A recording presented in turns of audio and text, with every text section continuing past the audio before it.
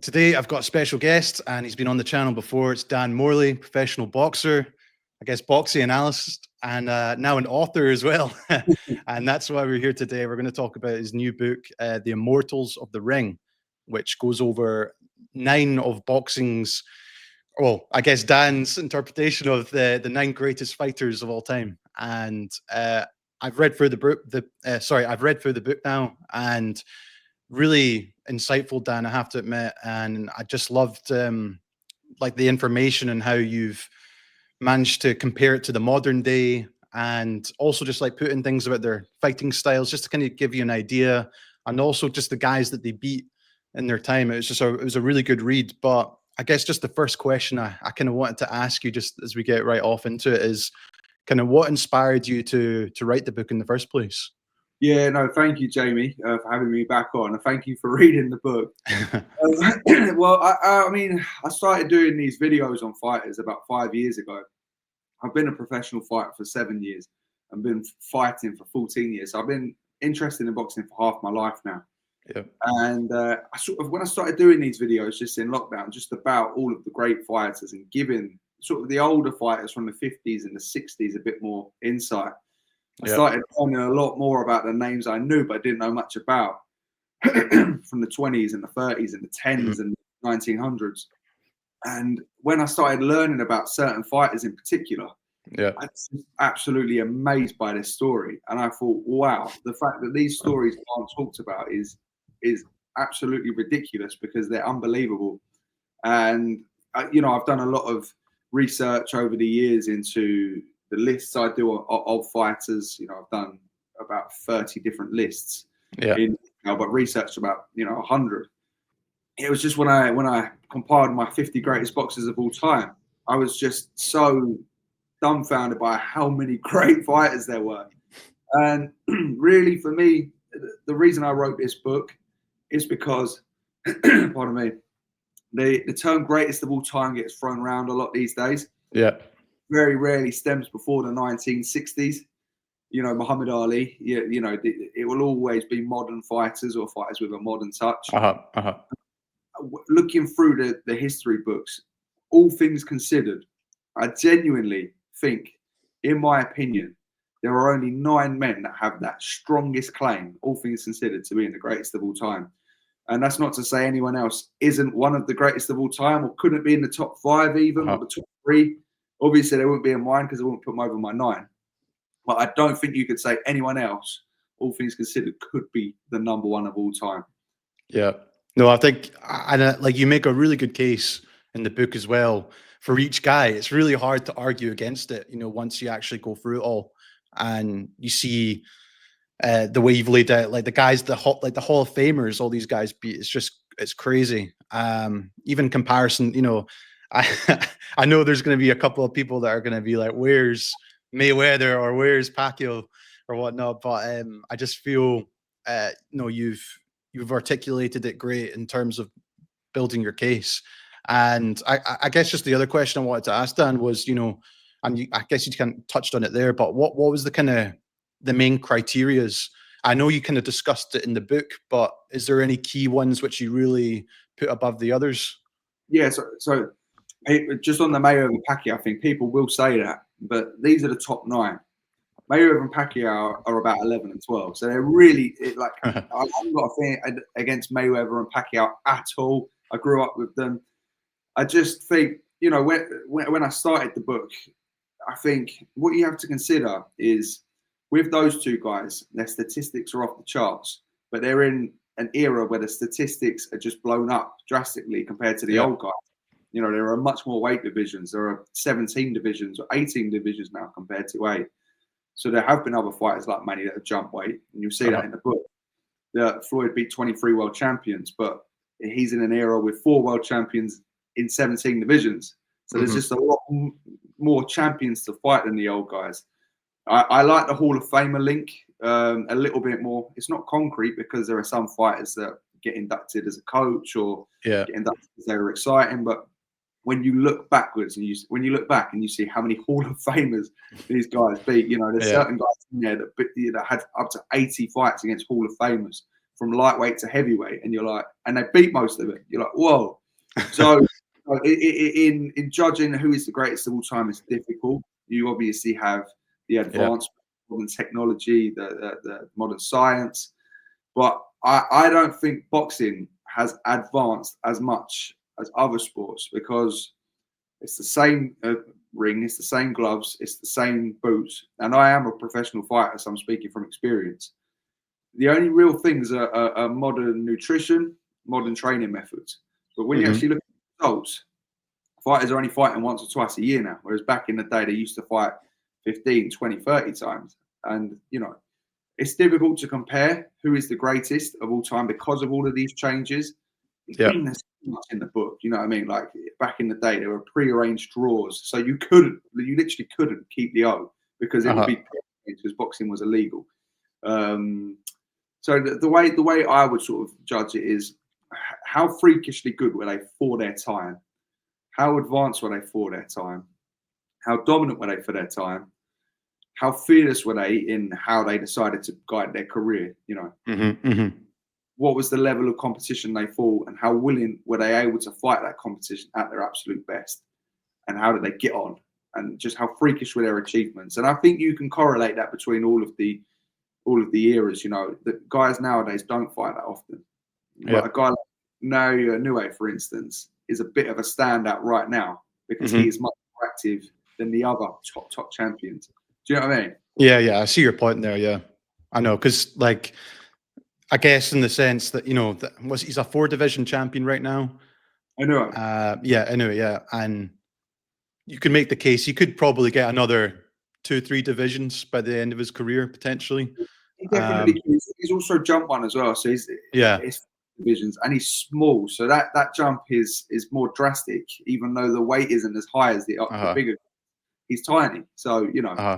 But it's funny. Well, obviously, we're going to be discussing some of these guys, and there's even bigger jumps than what like Inoue and other, like even Pacquiao have done. It's crazy. So you know what, Jerry? I did a weight jumping list the other day, and I had people genuinely tell me that I was a hater because I had Pacquiao at 5, and then you would see guys that went from flyweight to heavyweight and boxed with a heavyweight title in there. Unbelievable. History of boxing is ridiculously stacked. Yeah, it's and that's the thing. It's like a lot of people, you know, they're quick to comment without actually knowing the history and the records and looking into some of these fighters, and they're just quick to make judgment because they're just so familiar with, like you were saying about with modern boxing, or since the kind of the 1970s, the Muhammad Ali era. People kind of just, like you said, just kind of disregard from the 60s backwards almost. But yeah, we'll get on to the first fighter, and I guess I'll read this quote out, and I'm sure you'll know who this is, but he said, "The toughest fight I've ever had was against, and I had a very bad time that night. It was on the 22nd of May, 1922. That's actually my birthday, 22nd of May. I had my nose broken in the first 10 seconds, and both my eyes opened in the second and the third. Oh, it was pretty sore affair." I'm guessing you know who that is. That is the only vocal footage of a fighter of the time talking about Harry Greb, and it's the great Gene Tunney reciting when Harry Greb absolutely smashed into pieces and put him in the hospital. Yeah. And Gene Tunney's of all time, and people will rate Gene Tunney above Harry Greb purely because they don't know who Harry Greb is. I know, and that's the crazy thing. I think the fact you've got like Gene Tunney, and we've got footage of Gene Tunney, and beautiful boxer from all the way back then. You know, you can still see, you know, the techniques that he used, you know, could well be used today. And the fact that Harry Greb absolutely destroyed him. And not only that, Harry Greb was like a middleweight and Gene Tunney was a heavyweight. So, you know, that's another comparison to put there. But, and, you know, there's always like, there's obviously a mystery around Harry Greb. There's no fight footage. We've only got that, the training footage of him. And it is quite awkward, but like I've tried to analyze it, look at it, but I can't really. It's so bizarre. But then at the same time, Dan, like you get fighters even to this day, you know, you see them in the open workouts and stuff, just messing about. So who's to say he was just like kind of messing about in that footage? And then, you know, there's so many other things obviously about him. There's the famous, you know, 45-0 in 1 year. And then he was blind for 2 years. Was that right? At the end of his career. Yeah, Harry Greb, you are right. The only footage we have is this really awkward looking training footage. And it looks terrible, to be honest. And you could not say he's the greatest fighter of all time based off that footage. But Harry Greb had 300 fights, and I think he lost 10 of his 18 losses in his first 60 or 70. And then he just went on the maddest streak that any boxer has ever gone through history. He fought a rate of 50 fights a year sometimes, up to 45 fights a year. Won them all in one case in 1919. And he was, along with someone else in this list, the only guy that just didn't even go by the rules of weight divisions. He would box at middleweight, he would box at heavyweight 3 days later, and light heavyweight. And Harry Greb beat more Hall of Famers than anyone in history. He's the only guy to beat Gene Tunney, and he boxed Gene Tunney 5 times. And Gene Tunney was a heavyweight champion and one of the best heavyweight champions. And Greb was a middleweight. He Wild. Never drew the colour line, so he would fight black fighters in a time where people openly avoided them. He was blinded by a black fighter called Kid Norfolk, who was a light heavyweight who was so feared, a Hall of Famer, and he just decided to go up and fight him and beat him.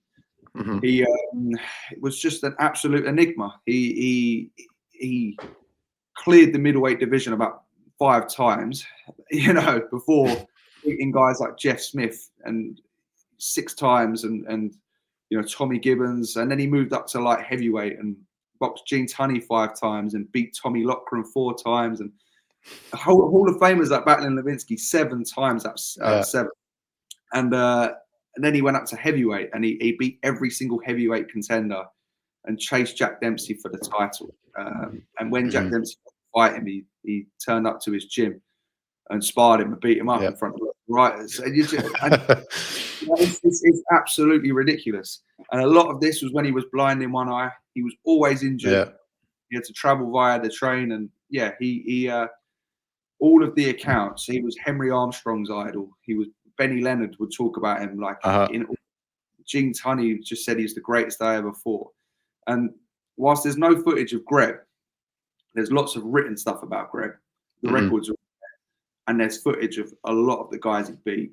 And a lot of the guys he beat were the greatest of their time. And they're pretty good fighters as well. They were great fighters, like Tommy Loughran and Gene Tunney and Mickey Walker. Yeah, I know. And I think that's, it's just the crazy thing, I think. And it's also a shame that because, you know, we have to go off, you know, like, you know, old newspaper, you know, like writings about him and stuff. I still hold on to the hope that there's some guy out there just holding on to the footage. Because you used to hear all these rumors about these collectors that would literally just, like the next guy we're going to be talking about, they would just hold on to the footage for themselves. And I'm still hoping like one day it will come out. Because, you know, you think about some of the guys that all got filmed back then. I know there wasn't that much footage, but, you know, you have, surely it has to be somewhere. There's a lot of them. People, it just doesn't really get talked about. Like, Harry Greb isn't the only great fighter where there's no footage. There's no footage of Tiger Flowers. There's no footage of Maxie Rosenblum. You know, there are a few of that era, and there are no fight films. It's just that he was undeniably the greatest of that era, and his fights were filmed and they were kept on tape. It's just that they're either been destroyed because they were sensitive due to fire, or as you say, someone's hoarding them, and they got a collector that just enjoys having something no one else has. But Harry Greb is just an incredible fighter, and is one of the maddest lives ever as well. And these guys, another thing about these guys, and not just in a fighting sense, they had such hard lives, and they just kept on going through. And Greb was blinded in one eye. He had about 4 broken hands through his career. He had 300 fights in 13 years. You know, and this was in an era where they had to travel by train. So it's just get in a car and go to another state. And he did that 45 times in 1 year and went 45-0. And the quality, It was crazy. And then he went another 50 fights unbeaten from middleweight to heavyweight and beat Gene Tunney in that streak, amongst many others. Yeah, it's crazy. Yeah, like when you say it like that, it is mind blowing when you actually think about it. And it was tough back then as well. And it's not like it's not like they were, like you said, they're having to get trains and get all over the country to fight these guys. And yeah, it's insane time, isn't it? I mean, this guy was so feared and so fearless that he was a middleweight. And you talk about hardships. You talk about Marvin Hagler having to wait 60 odd fights until he got the title shot. Or he won the title. He had to wait 240 fights until he won the title and got the shot. and he actively cleared basically all the great welterweights, the heavyweights, so much so that this 160 pounder was avoided by Jack Dempsey. And he beat, it wasn't just like in the case where, look, that fight should happen. He actively massacred all of the contenders in the heavyweight division. Contender. It's ridiculous. Yeah, I think, and I have to admit, Dan, like you've done a great job, like just raising awareness of him, like obviously on your social media and stuff. I've watched your the YouTube video as well, so make sure to check that out, guys, if you want more information on Greb. Honestly, just a fascinating story. So yeah, we'll move on to the next one, and I'll give you another little quote for our next GOAT, I guess. So. The hell I feared no man. There was one man. He was even smaller than me, and I still wouldn't fight him because I knew he would flatten me. Do you know who said that? Was it Dempsey? Yeah, it was Dempsey, and that is about Sam Langford. So yeah, Dan, tell this guy as well. This unbelievable as well. Yeah, absolutely crazy. He was blinded as well, and he carried on knocking people out. Sam Langford was the most fearless fighter in history. So Sam Langford was Canadian, but he moved to Boston. I think he fought out of Boston. I might have even got that wrong. He had Boston nicknames. He had a few pretty racist nicknames when he actually. As I won't be saying them, but he was just an absolute enigma. What he did. Harry Greb defied weight divisions, and Harry Greb's story is just as nuts because Harry Greb never lost, and Sam Langford did lose a lot more. But Sam Langford was just ridiculous in how he fights. So to put it short, before I go into detail, by 17 and 18, he'd beaten the greatest lightweights the world has ever seen to this day. Joe Gans, who's probably behind Benny Leonard and Roberto Duran at number 3 of all time. At 17 over 15 rounds. And then at welterweight the next year, he beat the best welterweight and got robbed. He then went straight up to heavyweight and boxed Jack Johnson over 15 rounds. And he then had 40 fights against the heavyweight Hall of Famers and knocked them all out. And he knocked out the greatest middleweight, Stanley Ketchel, who Nat Fleischer in the 70s said was the greatest middleweight to ever live. He beat him. And he knocked out Tiger Flowers, who beat Harry Greb twice. And then he knocked out Philadelphia Jack O'Brien, the light heavyweight champion of the era. He had 80 fights against Hall of Famers and world champions, from lightweight to heavyweight. It's it's crazy. And was he not, correct me if I'm wrong, was he not like a teenager as well? Was he not like 18, 19, 20 years old when he beat some of these guys as well? It would be like a 17-year-old kid going in with Floyd Mayweather in his prime and beating him over 15 rounds. that is what's parallel to like beating Joe Gans at the time. Joe Gans was lightweight champion for 7 years in the 1900s, a time where black men couldn't even get title shots. He was the world champion for 7 years. He had over 100 knockouts. He was one of the pioneers. He used the shoulder roll, distance control with the jab. He is still in the top 20 of all time.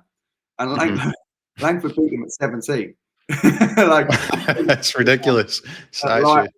And 2 years later he was up at heavyweight, and then every weight in between. He was probably the hardest puncher to ever live. He had 126 official knockouts. But he was just, we're talking about a guy that probably filled out as a middleweight and became one of the best light heavyweights ever. but also became one of the best heavyweights ever, and had over 50 fights against heavyweights, considering he was a former lightweight. And knocked him out, barring Jack Johnson, who wouldn't give him a rematch because he was fearful that he would knock him out. That's crazy. And like, obviously the fact he was kind of avoided as well kind of affected his legacy, and to an extent, you know, with like guys like Jack Johnson not giving him a chance again, and maybe that ruined his legacy in the end. And then I think, was he not, he was kind of chasing fights towards not the end of his career, but like kind of into his kind of like late 20s, into his 30s. Yeah. So he's one of, he has around 300 official fights, and about 60 of those he didn't win. Some because they were pre-arranged draws, because boxing was illegal in certain states and you can actually have a winner. And others because he just lost. But he was a small guy that, as I say, he beat the best lightweight of his era, champions as well, the best welterweight of his era, two of the best middleweight champions of his era, the best light heavyweight champion of his era, and basically all of the great heavyweights. And he was never a world champion because of the politics of the time. He never won a world title. And he was quite unlucky. He failed to make weight when he beat Joe Gans at lightweight. He was robbed of the welterweight one. He beat Stanley Ketchel over 6 rounds because they wouldn't give him a title shot in fear they'd lose. And he was promised the title shot in the rematch, and then Ketchel was murdered, so that didn't happen. Flowers wasn't champion yet. Johnson wouldn't give him a rematch of the title. He was very, very unlucky. So because he never won the title, he's never been a champ. But he went and traveled the world and just made loads of money and became a celebrity fighting all around. But his resume is unparalleled. It's, you know, you talk about Beterbiev and Bivol today having 3 fights, and we're like, wow, this guy boxed one of the great heavyweights of his era, who never got a title shot because of the racial politics at the time. He boxed him 20 times. That's just wild. Man, it's crazy. I always find it like, I'm sure you've seen that footage like after his career, and they just like, they found him like in a basement in, was it Boston? And he was like blind and just, yeah, it's quite sad to see as well, because he just obviously lost all his money in the end. And then I don't know, have you seen that interview with him? Seen it. Yeah, I've seen it. He's in good spirits. He was just, because he was in a time where, again, all of these fights pretty much have come through the crazy adversity. He was, I mean, his nicknames were racist. You know, he was in a racist time, and he couldn't even, he never won a title, considering compiling the best resume ever seen. Do you know what I mean? He had to go through so much hardship and had so many hard fights. And then there's that interview of him, and he is blind, and he's in his 60s, and he's just laughing. He's like, "Nah, I'm all right." You know what I mean? He's like, it's like just the resilience of him is crazy. No, some story as well. And we'll move on to the next one, Dan, and is of course Ezzard Charles. And like I've obviously I've watched like videos of him, and I think technically just a brilliant boxer. And obviously I didn't know too much about his time at light heavyweight, and that was the great thing about your book, was you kind of went into detail about that. So it was good finding out about that. And obviously he kind of made a name for himself at heavyweight. But yeah, no, I'd just love to hear your thoughts on Ezzard Charles, and maybe a bit about his light heavyweight run before he kind of got his name more known as a heavyweight. So Ezzard Charles is the most underappreciated great boxer of all time. He could well be the greatest boxer of all time, hence why he's in the book. Yeah. It takes a hell of a lot of digging to uncover that. And I think the Mayweather effect in recent years has even, over time, worsened his legacy, because he's got 95 wins to 25 losses. And people instantly look at that with a modern head and think he can't be the GOAT because his win-to-loss ratio is bad. Yeah. But he is another case of the hard times. Financially, he suffered, and he had to keep fighting. Once he had developed ALS, which is a nerve-damaging disease, he suffered about 18 of those defeats when he was basically on his way to being completely crippled. So, you know, you have to take that into context. It is obviously a factor of it, but it's just the times. But what he's done in his prime for around a decade is basically what Roy Jones Jr. did, but 10 times the amount of Hall of Famers defeated. And we're talking about the greatest names you've ever seen. And again, it's the hardships at the time. So he'd never got the title shot in the divisions he was the best ever in.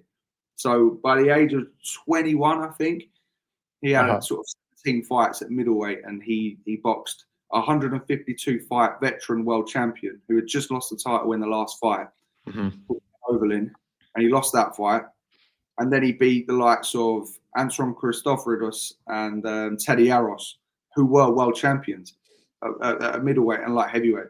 And then beat one of the greatest fighters to ever live in Charlie Burley, who's probably the most avoided fighter in history. A guy that Archie Moore said was the best he'd ever seen, up there with Sugar Ray Robinson. And he beat him twice by the age of 21 at middleweight. And that in itself is a Hall of Fame. And then for 7 years, or 7 or so years at light heavyweight, he cleaned up in a manner no one else has cleaned up. He beat Archie Moore, who everyone says is the greatest light heavyweight of all time because he was champ for 10 years. He beat Archie Moore 3 times out of 3. He beat the champion of the time, Joey Maxim, 5 times out of 5. He beat the other champion, Gus Lesnovich, by a knockout. And then he beat like Hall of Famers like Harold Johnson, Jimmy Bivins, Lloyd Marshall, El Murray about 6 times. And he never even won the title. And all of those guys are amongst the top 20, and some of them in the top, 2 greatest light heavyweights ever. Yeah. He done all of that. And then, that is one of the greatest runs ever seen. Never even got a title shot. So he went up to heavyweight, ended Joe Lewis's 14-year unbeaten streak, and then beat Jersey Joe Walcott twice to become heavyweight champion. And then was on the verge of stopping Rocky Marciano, like a round away from beating Rocky Marciano. And the only guy to go 15 with Marciano. And when he done that, he was 71-5. That was his record. I mean, it's amazing, yeah. And he killed a man in that streak in the ring. And then he sort of lost that real vicious intent because of that. And again, he was developing ALS, which is where he suffered a lot of his later defeats, and he became a complete cripple from all of those fights, those later fights, especially due to the ALS by the time he was in his 50s. So, it's a tragic story. But he basically did what Roy Jones did from middleweight to heavyweight, but the run had about 10 times the amount of victories over Hall of Fame. And I'm just assuming here, would you say like he's the greatest like light heavyweight of all time, Ezzard Charles, despite not winning a title at light heavyweight? Yeah, because I'll put it this way: he never won the title, but he beat the champions of the decade and the decade after 9 times out of 9. And every it's hard to argue against that. He beat the champion 5. If Bivol beat Beterbiev 5 times out of 5, and then Benavidez 3 times out of 3, and then everyone else like sort of 6 times, you'd be like, yeah, that's a serious guy. Exactly. I know. And it's a shame. Like, it's really good. Like, I started watching more footage of him after I read that chapter in the book, and like he is honestly unbelievable. And it's just crazy how people don't talk about him. Like you always see these lists, who's the greatest light heavyweight champ, and they'll like bring up guys like obviously Andre Ward and Roy Jones and Joe Kolzagi and stuff, but Ezzard Charles, for whatever reason, just doesn't get a mention a lot of the time anyway. And it's a real shame. So I'm hopefully, this will kind of raise more awareness of him and his story as well, Dan. So it's great that you included him. So that's good. Thank you. And we'll get on to the next one, and it's the man who I don't know if this is true. He won a round without throwing a punch, and obviously that's Wille Pep. I don't know. Is that a myth? I actually don't know the background to that. But Bert Sugar, who was a very respected boxing historian, is convinced it happened. And Wille Pep tells the story, and he tells it like it was Jackie Graves he was boxing. And Jackie Graves, he made him look a mug basically, which is why he lost the round. He was swinging and falling over, and he won it on 2 of the 3 judges' scorecards. So he didn't unanimously win that round. He was like he didn't throw a punch. But yeah, the myth because there's no footage of it, obviously, goes that he won a round without throwing a punch. No, it's really, and I just think, with Wille Pep as well, it's just obviously he was known for like his footwork and his defense, and I think it's quite refreshing. Even back then, they appreciated his defense, as I think quite often in boxing, especially with scoring, it's always about offense all the time. Whereas like good defense as well, I feel like should be scored as well within the criteria. Especially if you're dodging every single punch. If they're not getting one shot on you and you're able to defend it. That's just my opinion, though. I don't know what you think, Dan. But yeah, I guess just what made Wille Pep like so special in your opinion in terms of his record and just even his style as well, Dan? I'd love to hear. Yeah, I mean, you are right. I mean, he was a defensive marvel. He's probably still the best defensive fighter ever, just because of the amount of fights he had and the success and the longevity that he had. He was just an absolute genius in the ring, and he was a featherweight, but he beat, he fought from lightweight to bantamweight. So that's the equivalent of 5 divisions today, because that's another thing that doesn't get taken into context of modern against old is we say 3 division, but it's 5 division. It's like what Inoue's doing now is ridiculous. It would be like if Crawford went up. So, Crawford's going to basically do 6 divisions against Canelo. Yeah. So what made Wille Pep so great is he was just phenomenal. He won his first 62 fights in a row, and he won the featherweight championship of the world in his 54th fight. He beat guys like Jackie Wilson, Phil Terranova. They're not big names at all, but they're champions at the time. He moved up to lightweight and lost to Sammy Angot, who was a great Hall of Fame lightweight champion. And he responded by going 73 fights unbeaten again. So his record was 134-1, the one draw. I mean, this is, and people say, yeah, but he beat nothing but bums. But it's purely because they don't know the time and they're not willing to look into it. Like one of the guys he beat, and that was Manuel Ortiz, who was a bantamweight champion of the world for around an 8-year stretch. He's has one of the longest combined reigns. And Wille Pep beat him easily. He beat Chalky Wright, who had scored like 15 knockouts. His last 15 wins were knockouts, and he was the champion. And it's like I say, these guys' lives are hard. So he went 62-0, and then in a 73-0 streak, he was in a plane crash that killed loads of people on board. And I saw. Yeah, that's right. It put him in a full body cast, broke his back and his leg. And the doctor said he'd never walk again. And he was back 5 months later, and he won about 26 fights on the bounce and had another 100+ fights. And you're just at the top level. And he was just phenomenal. And ultimately he had a rival eventually called Sandy Sadler, who was just that's right. Yeah, built like Tommy Hearns, but fought like George Foreman. That's how I say it. And he had 104 knockouts and 145 wins. Just this crazy puncher that was all wrong for him. And he lost 3 out of 4. But in losing to Sadler, he pulled off one of the greatest performances ever seen against the guy that he just couldn't beat. And he beat him. And, being that dominant and that untouchable, and then beating the guy you can't beat in a masterclass. And then you got all the Hall of Fame and world champions names. As well, on top of that as well. His record was 229 wins to 11 defeats, and there's interviews of him in his 70s, and he's sharp as anything. And he's, it's crazy. And people will say the Mayweather thing. Mayweather went 50-0, defensive genius, but Mayweather also travelled 5 divisions, which is the equivalent of the span that Pep was fighting. So from bantam to lightweight. So it's the consistency.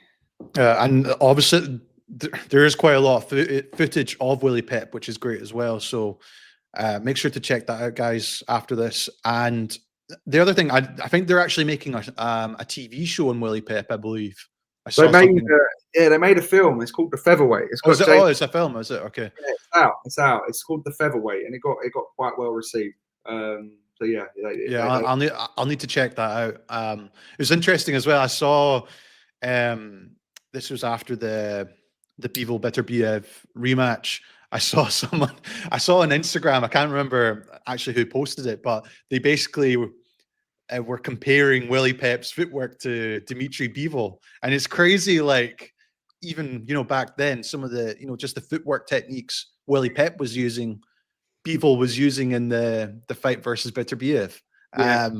Just like identical, and it just shows you how he gets out or slips out of range and controls the distance with his footwork alone. And yeah, it makes you really appreciate Wille Pep a lot more. Because like, you know, this is the thing for me. It's like these old guys paved the way for all, like, to everyone that came after them, you know. And Yeah.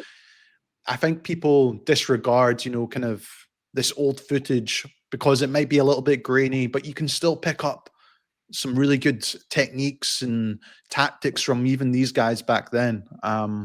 It's not even like even these guys back then, like their tricks have been forgotten a lot of the time. We had someone like Golovkin come in and start using the shifting again and start using the hand pouring tricks that you will see these guys using. Like people say to me that the sport hasn't developed, and I say to them, you haven't watched that that footage because it's there. Right? And then I will do a clip where you know, like a Bivol using a Wille Pep trick, and you know, there's guys like Joe Gans that I mentioned earlier, and Benny Leonard, that were doing this stuff 110 years ago. It's all there. It might not be as refined now, and the footage might not be as great, but you know, you cannot tell me that a Wille Pep or a Tony Canzonieri or a Benny Leonard is, you know, with modern science and wouldn't survive in today's era. Like, go and watch their ability to judge distance and their head movement and their footwork. It is impeccable. And I really hate it when people say to me, you can't, either you favor old fighters, which isn't true because I constantly do stuff with modern fighters, but they say, you know, you can't compare. I just think, well, you can't compare because you haven't taken the time to learn about them. Do you know what I mean? And that's why they should buy your book. Because people need to find out about these guys and do their research, like, before they can make such a quick judgment. Unfortunately, a lot of people won't do it, but you know, I really hope this will help. I'm a professional fighter. I learn from this. Do you know what I mean? I'm telling you because it works, because I've learned it.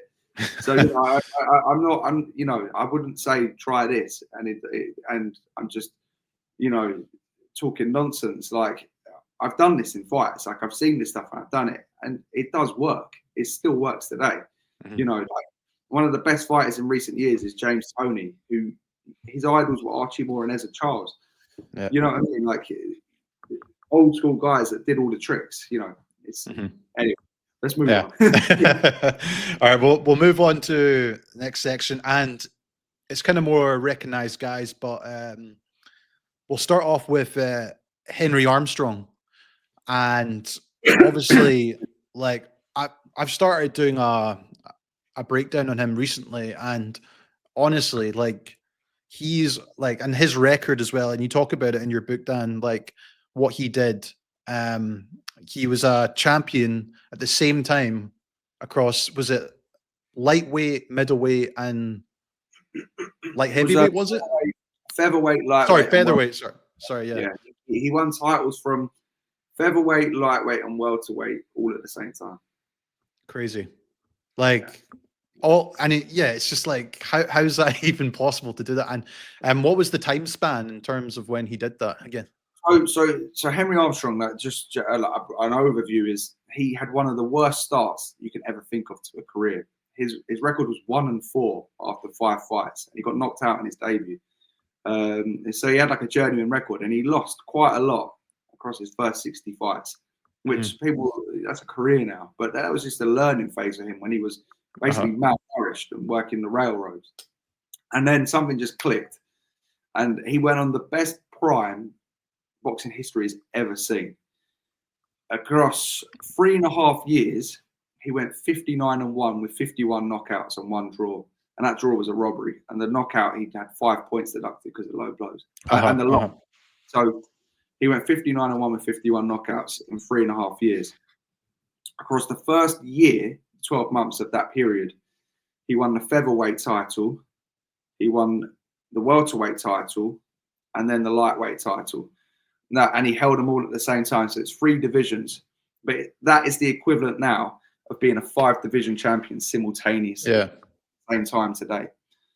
He then went, it's absolutely ridiculous. He then went about, and considering he was small enough to make featherweight, he then went over 22 months. He made 19 successful defenses of the welterweight title over 15 rounders, which is still the record to this day. Mm-hmm. And then moved up to beat a guy he beat a welterweight for the middleweight title in Seferino Garcia. And it was one of the worst robberies you'd ever seen. So basically, he conquered the equivalent of 7 divisions in 3.5 years, all at once, and held them all at the same time if he hadn't have been robbed.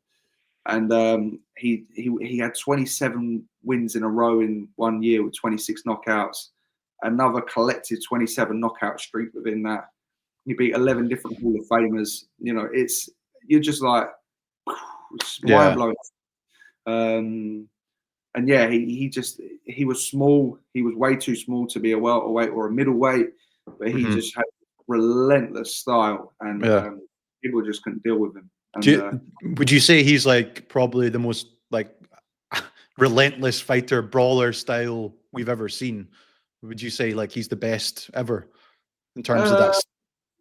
Yeah, Rocky was pretty good because Rocky was a lot bigger, and Rocky just never stopped throwing. Now, I've never seen a fighter throw the bombs Rocky threw nonstop. Yeah. Like Armstrong would just work. He'd chip away. He had a low guard, so all those shoulder roll tricks that I tell people about. But yeah, on pure work rate, he was relentless because his heart was a third larger than the average humans, and it beat at this abnormally low rate. So he just didn't get tired. And that's crazy. Like yeah.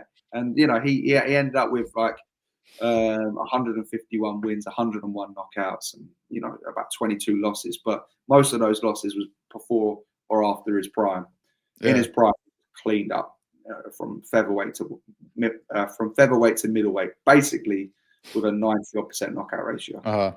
I think that's as well. Like even just the fact that he lost like so early in his career, like was it like 3 or 4 times? He lost his first ever fight, did he not? And then the fact and I think the fact he managed to come back from that, just use it as learning fights, and then become literally like one of the greatest of all time. Like it's just it's amazing to hear a story like that. And I forgot about I know you mentioned it in the book about his heart, and it's just like the fact he's just able to keep coming forward again and again. It's like, you know, like he was fighting so actively, and he beat some of the greatest. Like he beat Lou Ambers, who's one of the greatest lightweights ever. He beat Barney Ross, who only lost 4 out of 80 fights, and one of the welterweights ever. Like he was beating the greats of his time.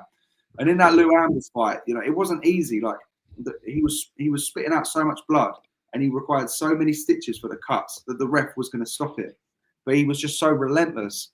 And I've been lucky enough to speak to Teddy Atlas a few times now, and on camera.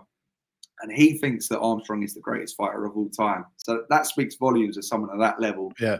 Armstrong over everyone else. Yeah. Oh, unbelievable fact. Like I think his style is also really unique as well. Just the way it's the bobbing and the weaving, and then like you were saying with the kind of, he rolls the shoulders, and then he also uses that cross arm stance with cross arm guard, and and then he just once he gets on the inside, you're like I don't know how guys manage to handle it, honestly. Like it's only 51 knockouts in 59 wins across 7 divisions. They didn't. Do you know what I mean? It's just within 3.5 years.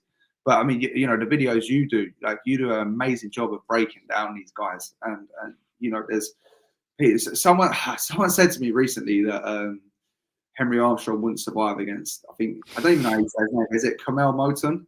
And I was just like, I was like, what? I was like, it's 17. I was like, you know, like people don't, man, they look at the style and they think it's awkward, but you know, it's just effective. It's unique. He's just developed this style that's so unique. And yeah, he was absolutely amazing. Oh no, amazing fighter. And like I said, guys, I've got a breakdown on him coming soon, so make sure to check that out. What was that, Dan? Sorry. That'll be good. I'll check that out. Yeah. I'll make, yeah.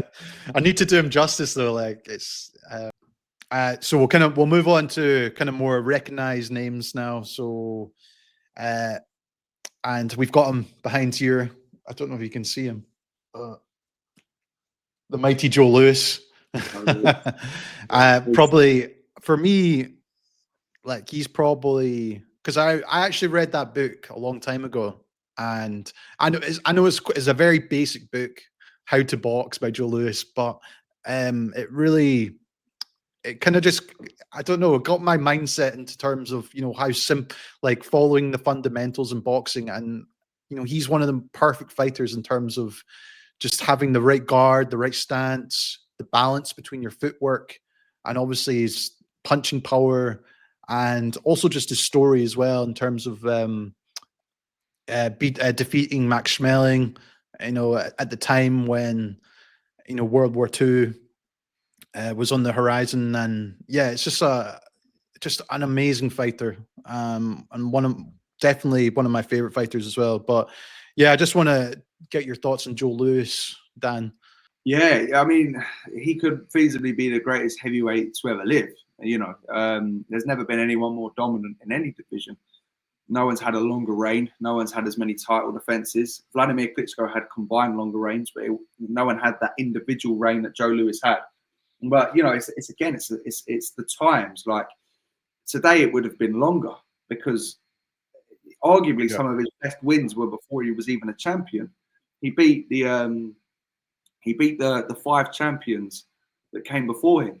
You know, he beat Max Schmeling, obviously when he was champion, but he beat Primo Canera, Max Baer, Jack Sharkey. He knocked these guys out before he was even a champ. So that 11.5-year reign with all the belts today would have been about 13 years. He would have had over 30 title defenses. But it just, when you look at what he did in his prime, he only ever lost to one man, and he avenged that. He went 58-1 in his prime, I think, with sort of like 50 odd knockouts. That's right. Yeah, it's ridiculous. You know, he was basically the most perfect heavyweight the sport's really ever produced. He made 25 successful defenses and had to take a few years out of his reign because of the war. He was just phenomenal. You know, he beat all of the light heavyweight champions that moved up to fight him. Only one man in Joe Louis's reign went the distance with him outright, and that was Tommy Farr, and it was a fight of the year. All right. Everyone else either in the rematch or the first fight was knocked out. And that's great fighters like Jersey Joe Walcott. You got Billy Conn in there, Max Schmeling, Braddock as well. Braddock, yeah, that's right.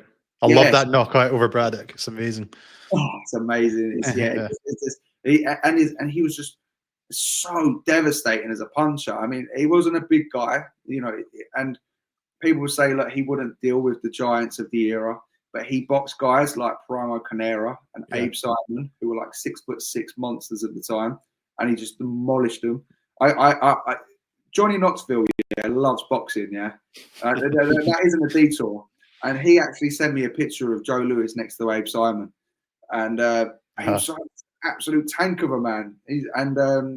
Louis knocked him out twice, and he was just phenomenal. He was in the most important fight in history in 1938, a year away from the Second World War, and he was fighting Max Schmeling, who was the only man to knock him out and the only man to beat him.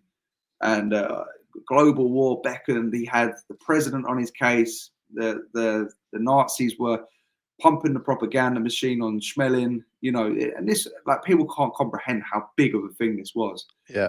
And he went into that fight against the only man to ever defeat him, with that beckoning, the world on the pressure of both countries on him, and he just went out and iced him in a round. And you're like, that's a serious game. Like, do you know what I mean? He ultimately ended up getting messed up, stitched over really by the government, the IRS. Yeah, a few failed business ventures as well, and he donated a lot of purses to the war effort, and then they ended up taxing him on it.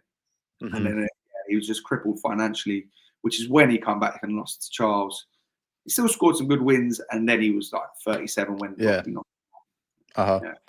No, like you said, legendary heavyweight, and yeah, it's a shame when you see like the end of his life, what happened, getting taxed like that, considering what he represented for America and stuff at the time. Really sad, but I think anyone can look back at Joe Lewis's footage and appreciate him.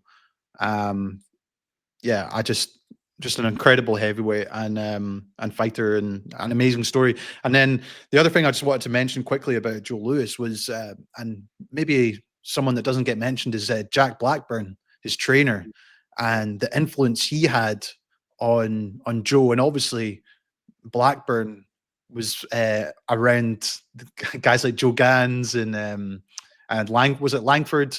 I believe he fought 5 times, and he boxed Harry Greb. Yeah.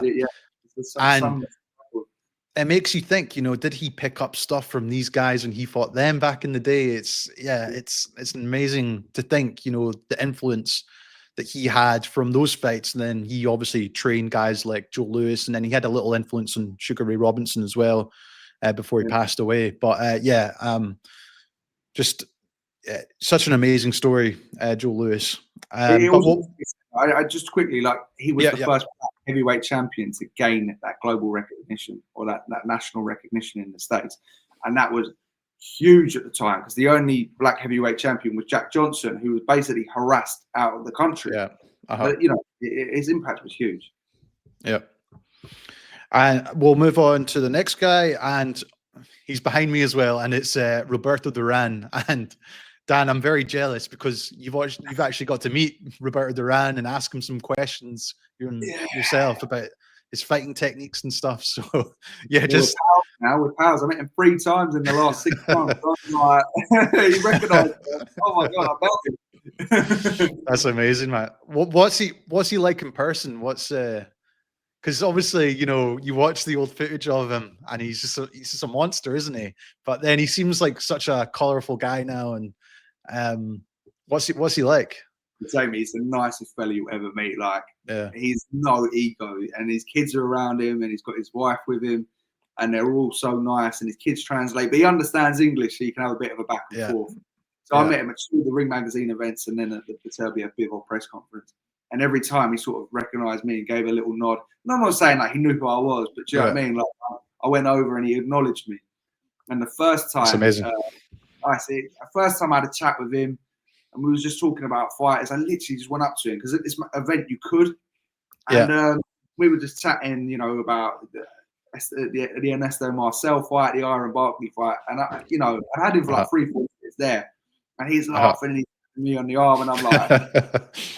Anyway, I'm like, look, I'm going to leave you alone, because you're Roberto Duran, and he's like, then a little punch in the arm, just like that, and I turned, and he's like, what about Eusebio Pedrosa? And I was like, and it was the most surreal experience for me, because he is just such a legendary fighter. But he's one of the coolest, and I've never heard anyone say a bad story about meeting him. Just one of the most humble, down-to-earth guys you'll ever meet, considering he's one of the gods of boxing. Oh yeah, man. And I guess tell us why you consider him one of your GOATs then. Yeah, and I'm sure a lot of people will consider him as well as part of their top 10. Yeah. I mean, he's again a little bit of a not misunderstood, but it's a misconception with Duran that he was the worst of the 4 kings and he lost his biggest fights. Duran was just an absolute monster. He was the fighter of the decade before he even had any of those fights. So he started as a featherweight, and he beat this great fighter called Ernesto Marcel before he was even a champion as a teenager. And Ernesto Marcel went on to beat Alexis Arguello. Do you know what I mean? Ernesto Marcel was a great fighter, and he stopped him. He then went and beat Ken Buchanan for the lightweight title, who was a great fighter. And he ruled the lightweight division for years, but also beat the junior welterweight champions at the time as well, like Sol Manby. And there's a couple of other champions, Guts Ishimatsu and Hiroshi Kobayashi, the Japanese guys, that ended up being multi-division champions. And he ruled the lightweight division for about 7 years, just shy of 7 years. And he was just unbeatable. He defended, but as a lightweight, it's very strange how this works. He had the same amount of reign, time-wise, defenses, and same number of knockouts at lightweight as Hagler had at middleweight. Hagler's sole reign. So he emulated Hagler's reign as a lightweight before he'd even fought any of the guys that he was famous for.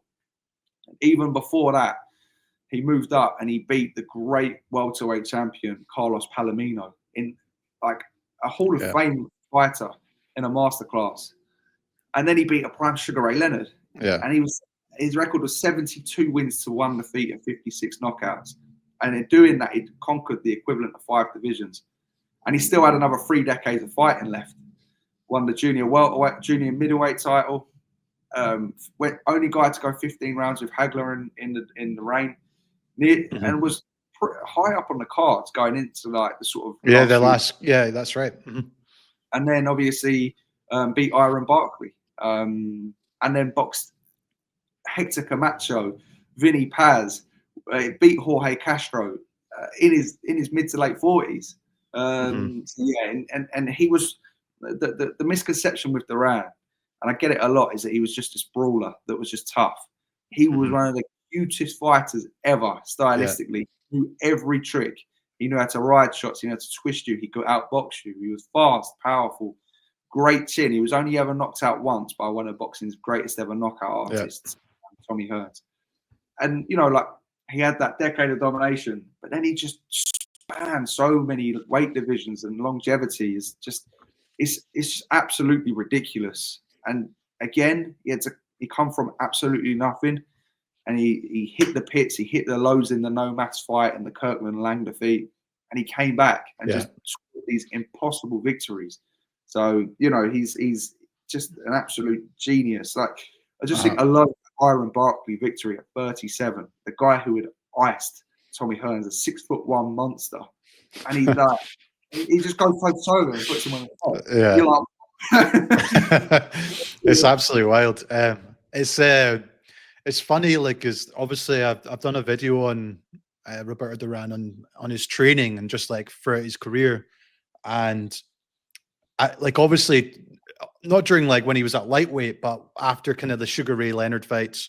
Not that he fell out of love with boxing, because he always, like, this is the thing about, like, from reading his book, he always wanted to prove a point, like, because people always doubted him, but it was just funny, like he obviously he loved to party as well, and he hated training, and that's one of the things I noticed from his book, like after the Sugar Ray Leonard fights, was it wasn't so much about like working on boxing technique and stuff like that. It was more about cutting weight. Most of his camp, he wasn't actually concentrating on tactics or anything like that. He was literally just trying to cut the weight. Like, he'd be running like for hours, just trying to like drip off the sweat to lose the pounds. And even against Iron Barkley, he was overweight for that. He actually had to cut down. And I think he used to train at Catskill, where Mike Tyson used to train. And they had like I believe they have like a running track or something around there. And he just said he had to like wear these army boots, and he's just running around doing laps of this track for like 2 hours with like a hoodie, just trying to get like, and that's before the Iron Barkley fight. And then it's crazy to think that he goes on to have probably one of his greatest performances, when the whole time he was just trying to cut weight pretty much. And it just, I imagine, like, obviously it was like a lot of his development was in his younger years, Dan, which made him so good. He was just, it's like he just had that natural ability in the ring. And he's just so underrated in terms of his skill set, his jab, and also just the way, because he was obviously, when he moved up in weight, how he managed to cut the distance against opponents, using that shift technique to get into range. It's just, the guy had it all, really. And I think, like you said, it's like, when you consider, the guys he lost to, and even pushed when he was like in his late 30s, 40s, it's crazy to think. He was already one of the greatest fighters that has ever lived you know, in 1980. But like, you know, 72 and 1 with 56 knockouts is ridiculous considering who he was beating. And then that party lifestyle that he'd reached the pinnacle. In the party lifestyle, he had the blowouts and he had the no mass and he had the losses. But like they fueled these amazing, impossible comebacks. So it was like he already proved that he could be dominant against the best for a decade. And then he will come back and just go 15 with Hagler when like not even the middleweights can go 15 with Hagler. This is a former lightweight. Yeah, it's crazy. But it's mad. Yeah, he's the man. Yeah. We'll move on to the next one. Sugar Ray Robinson. And that's the goat. Yeah. I guess just like Sugar Ray Robinson, you know, he's it's a shame for me anyway that we didn't really get to see too much or really anything in his prime when he was at welterweight. We obviously saw a lot of it when he was at middleweight. But you just want to discuss about, you know, why so many people call him the GOAT. And because for me, I think he is. But yeah, I'd love to hear your thoughts, Dan. He's my number one because he ticks every box. I mean, he had 109 knockouts. He was never knocked out. He's only stopped once at light heavyweight. He could box. He could punch. He was in multiple fight of the years. He went nearly 100 fights unbeaten in his pomp. Like, you know, he has everything. You know, he has the resume. He's got the achievements. He boxed across the equivalent. He boxed champions from lightweight to light heavyweight. It's this boxing's perfect story. I mean, you know, and he was charismatic too. You know, he was just a global superstar. He boxed all around the world. He was a true world champion. He won on European tours. He was just the man. So he went 40-0, and like, you know, people think he probably fought bums, but he beat like 7 different Hall of Famers, or had like 7 wins against Hall of Famers. He beat Sammy Angot a couple of times in that 40-0, who beat Wille Pep.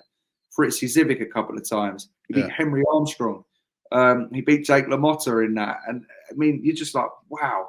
And he wasn't even a champ. And then Jake LaMotta out hustled him and beat him in his 41st fight. And then he went 91 fights unbeaten. And his record was about 129-1 with about 84 knockouts. And you're like, this is just dominating the great welterweights like Kid Gavilan and Jake LaMotta and all of those guys around at that time. Henry Armstrong was in there. Mm-hmm. Henry Armstrong was old by then, but yeah. He just absolutely obliterated everyone. And then he moved up to heavyweight. He moved up to middleweight. Middleweight, yeah. Yeah, he's not Harry Greb. He moved up to middleweight and then just conquered there. And you know, to have a record of 129-1 in that era with all of those knockouts, and that was over a good decade. And then when he was at middleweight, he started facing adversity. He started slowing down. He lost to Gene Fullmer. He lost to Carmen Basilio. He lost these fights, but he always won the rematch. Mm-hmm. And like you say, we haven't got footage of him in his prime, but from the footage we have of him, basically slightly past his prime, he still has the greatest fights we have on film. Yeah. He still has the greatest knockouts we have on film. Do you know what I mean? Like the Rocky Graciano and the Gene Fullmer left hook. Like none of this is in his prime, but from what we can see past his best, he still has what people consider the greatest knockouts. And ultimately, at his absolute best, he had beaten every champion he'd fought, the ones that had beaten him in the greatest fights ever. And he regained the middleweight title 5 times and been the greatest welterweight ever seen. Over 120 fights where he lost once and avenged that defeat 4 times. It's just wild as well. Like, and for me, I think maybe one of the biggest, not so much a shame because that he didn't become a 3-division champion facing Joey Maxim. And obviously it was heat exhaustion, like the stadium. It was like one of the hottest days in New York, and he was winning the fight as well. That's the thing. And then he would have become a 3-division champion if he just held on like 2 or 3 more rounds. And that fight was so hot, right? and he was boxing Joey Maxim, the light heavyweight champion. He was huge and really strong. That fight was so hot in, I think it was the Yankee Stadium, that the referee collapsed and they had to replace the referee. It was boiling in there. So yeah, that was the only time he was stopped, when his body just gave up due to heat exhaustion after 13 rounds in a fight he was winning. So yeah. And what do you like? Obviously, if you watch like Sugar Ray Robinson, that kind of slick style, counter punching, you still see so many guys using his techniques and stuff to this day. Yeah. It's just like, I think his influence, like on the modern era, and it's coming on to who we're about to talk about next, the final guy in your book. But his influence, like on modern boxing, I think is so huge. There's so many people that like not resemble his style, but they still kind of have that kind of the same like jab, the same footwork, same looks that he gave all the way back in the 40s and the 50s. And I guess this kind of moves on to the final guy, which is Muhammad Ali. And that was, he always stated Sugar Ray Robinson is his idol, and you can see how that has influenced Muhammad Ali. Sorry, and when Muhammad Ali was obviously like in his prime, like for me, the greatest heavyweight, I think you have to put him above Joe Louis, which is hard for me to say because I love Joe Louis. I agree. And the fact that he had that layoff and then came back and then obviously beat everyone again, pretty much all the best guys of his era, like pretty much twice. And the next guy, he beat all of them again, and the next guys. It's just wild. And like obviously it's hard, like for Muhammad Ali, you can obviously tell us a little bit about his record and stuff in a sec, but yeah, it's obviously he meant a lot more than just boxing. He was bigger than boxing in the end, and I know it's like it's quite the cliche thing to say, but he was. He's arguably the greatest athlete we've ever seen, and personality in sports, like overall, in my opinion. But yeah, I guess tell us why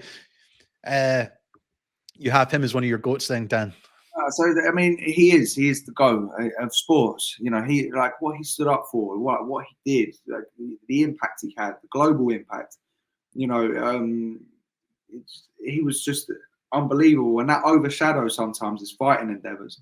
And I hate TikTok now because TikTok kids are so disrespectful, and the amount it's all kids, but like I constantly see the youth dismiss Muhammad Ali and say, well, he wasn't that good, he had 5 losses. And I just think, oh, shut up. Do you know what I mean? Like, they don't know what they're talking about. I haven't got a clue. But like solely on a boxing front, he is one of the greatest of all time. And for 2 reasons. 1, because there's never been someone like him in his prime. And 2, just solely because of the resume in that division. No one's compiled a better resume at heavyweight than Muhammad Ali. And he was just lightning in his prime. He did everything wrong stylistically, but he did it right, so he could do it. And this is a guy that beat Sonny Liston twice. And Sonny Liston cleared the division before even becoming a champ. One of the most feared fighters ever, and then beat Patterson, beat George Chuvalo, beat all of those great fighters. The Cleveland Williams performance, the Henry Cooper comeback from the knockdown. Yeah. And then, like you say, basically everything after in the 70s was past his athletic prime. And just the resume is off the scale. Like 2 wins against Frazier, Foreman, Norton, Shavers, Ron Lyle. It's just, it kind of goes without saying. Like, the greatest fights heavyweight boxing's ever produced. Probably the greatest chin we've ever seen at heavyweight. Fastest hands we've ever seen at heavyweight. In his prime, the best mover, the most unbelievable victories. And like, he was the king of the division, but he also has some of the biggest underdog victories ever against Liston Foreman. So he just has it all. And ultimately he just went on far too long. I know. It's a shame at the end, but I think for me it's like we've never really, like, obviously we've seen some guys try to replicate what he did at heavyweight, but in terms of his style, like it was just unheard of. You know, Yeah, the way no one's he no one's been able to do it like him. it's and it's yeah, it's just I love watching just like when he was in his prime. Because I can't wrap my head around, like at the time, you know, in the 60s when he came in and he's just boxing like that at heavyweight. It's just crazy to me to think that he just came in like that, hands down, gliding around the ring, doing shuffles and stuff, like crazy to think, you know, because that was unheard of. The way he was letting his hands go like that. I mean, Gene Tunney moved in the 20s, but the way Ali did it, like it was just like a meteor like shot through, and you're like, whoa! Like you just had to look at it, and yeah, no one's ever come close to boxing like that again at heavyweight. Like I can't think of anyone that's had that flair and that style, and it worked. And you know, he was 6'3", so he was the same size as Usyk, so he wasn't massive. Yeah. He was by no means a small man, and to be able to do that, you know, as a big man, is crazy. Yeah, no, and I think I wanted to finish him off with this list, and I've just got a couple more questions, Dan, before we finish up, if that's okay. So, I guess what the thing I was thinking, was there any other fighter that you were really close to putting in this? Yeah, there are a few. You know, Benny Leonard could definitely be in there. 100%. Benny Leonard is so underrated. Sugar Ray Leonard was like there. Sugar Ray Leonard is what. Again, I was lucky enough to meet him, and it was such an honor because I hold him in such high regard. Just don't think that these guys, I think they could all be arguably number one. I would struggle personally to put Leonard over Duran as number one of all time. Which is solely why he wasn't there. And you know, I know he beat Duran more often, but what Duran did before and even after, and Leonard only boxed once across 5 years in the age of 24 to 29. Do you know what I mean? Archie Moore would definitely be up there, but again, I wouldn't be able to put Archie Moore over Ezzard Charles, who beat him 3 times out of 3.